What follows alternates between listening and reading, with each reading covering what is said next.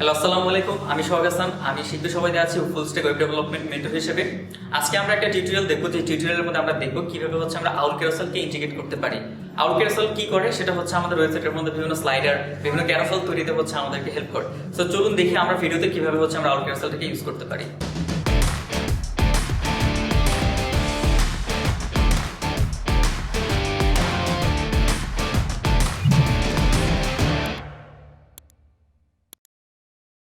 আজকে আমরা একটা নতুন একটা টিউটোরিয়াল নিয়ে এসেছি, যেখানে আমরা দেখব কিভাবে আমাদের HTML প্রজেক্টের ভিতর আমরা OWL Carousel প্লাগইনটাকে ইনস্টল করতে পারি। সো OWL Carousel প্লাগইনটা মেইনলি আমাদের স্লাইডার তৈরি করার জন্য ইউজ করা হয়।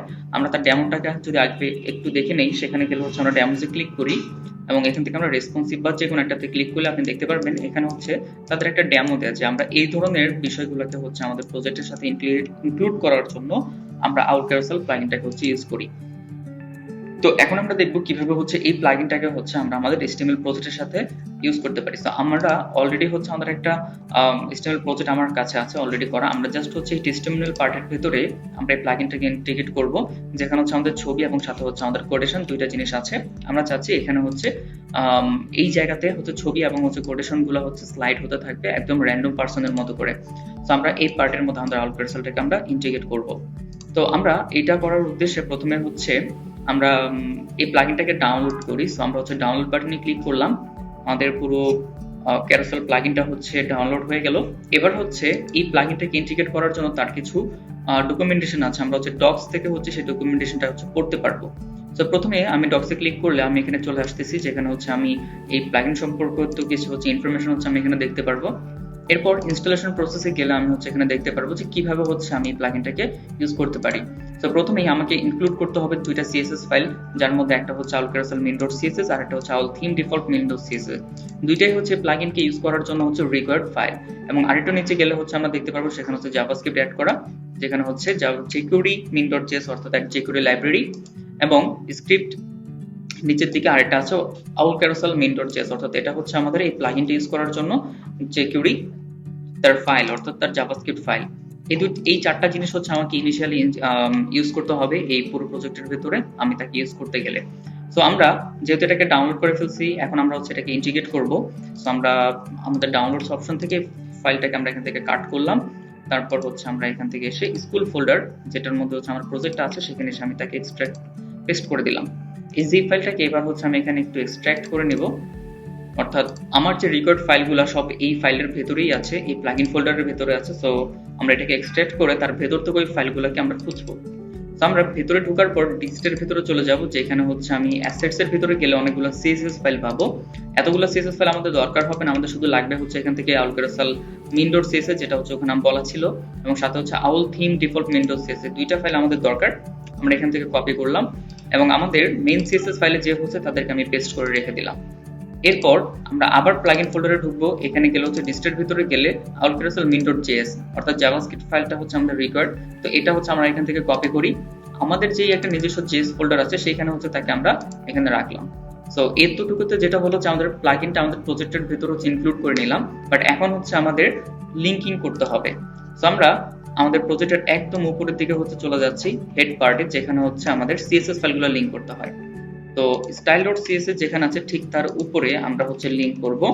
প্রথমে লিংক করব OWL Carousel main.css এবং পরবর্তীতে লিংক করব আমাদের OWL Carousel default theme main.css, এবং নিচের দিকে এসে আমাদের স্ক্রিপ্টটাকে আমাদেরকে অ্যাড করতে হবে, অর্থাৎ যে OWL Carousel এর জন্য যে জাভাস্ক্রিপ্ট ফাইলটা আছে সেটা। তো আমরা স্ক্রিপ্টে যাচ্ছি এবং তারপর আমরা src, দেন সেখান থেকে js এবং OWL Carousel main.js। তো এই তিনটা জিনিস আমরা ইনক্লুড করে ফেলাম। এখন শুধু আমাদের এখানে বাদ আছে jQuery main.js।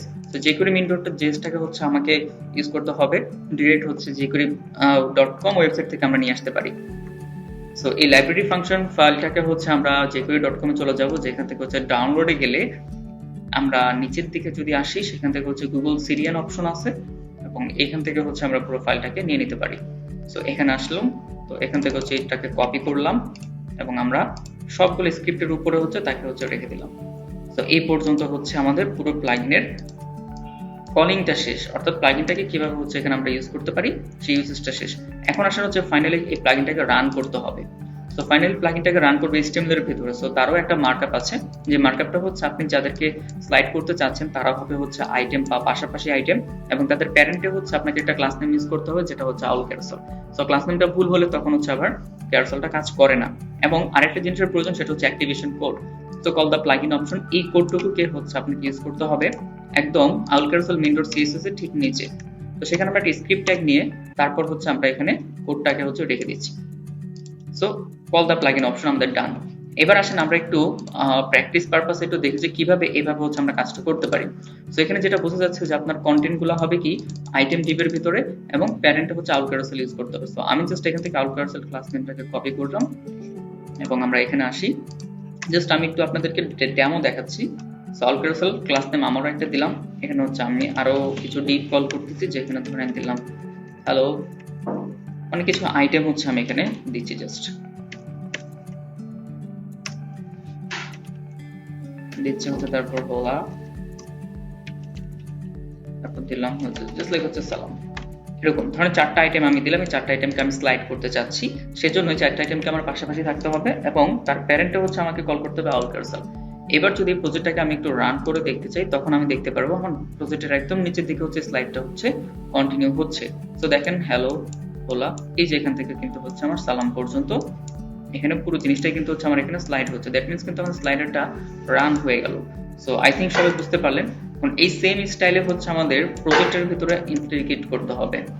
সো এইখানে আমাদের টেস্টিমোনিয়ালটা হচ্ছে এখান থেকে একটা টাইটেল, এবং এটা হচ্ছে তার আমার মেইন রো। আমরা চাচ্ছি রোটাকেই হচ্ছে স্লাইড করার জন্য।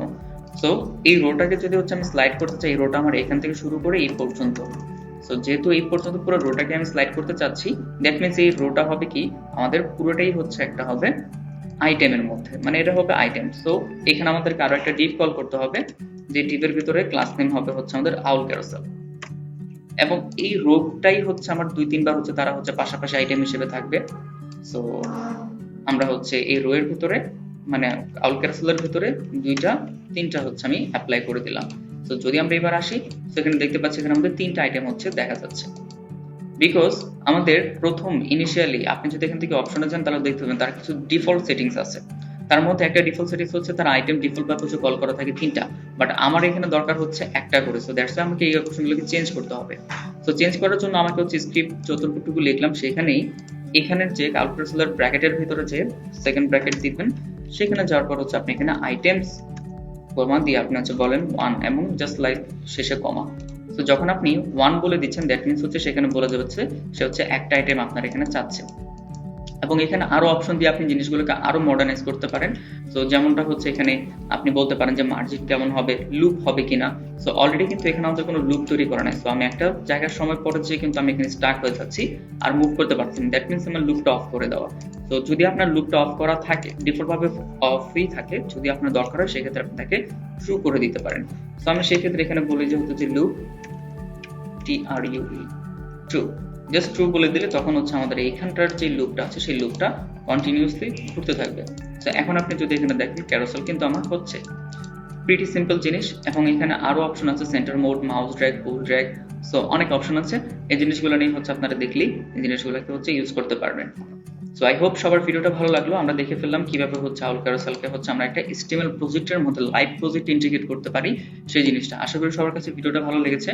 একটু ডিটেলসে বললাম যেন হচ্ছে সবাই যারা নতুন আছেন, ফার্স্ট টাইম এই ভিডিওটা দেখতেছেন বা OWL Carousel নিয়ে ভিডিও দেখতেছেন, তাদেরও বুঝতে যেন সুবিধা হয়। এতক্ষণ আমরা দেখলাম কিভাবে হচ্ছে আমাদের HTML প্রজেক্টের মধ্যে আমরা OWL Carousel ইন্টিগ্রেট করতে পারি। সো যদি হচ্ছে আমাদের ভিডিওটি ভালো লেগে থাকে তাহলে আমাদের চ্যানেলটিকে সাবস্ক্রাইব করুন এবং হচ্ছে কমেন্ট করুন এবং শেয়ার করুন, এবং পরবর্তী যে কোনো আপডেট পাওয়ার জন্য আমাদের বেল আইকনটিতে প্রেস করুন।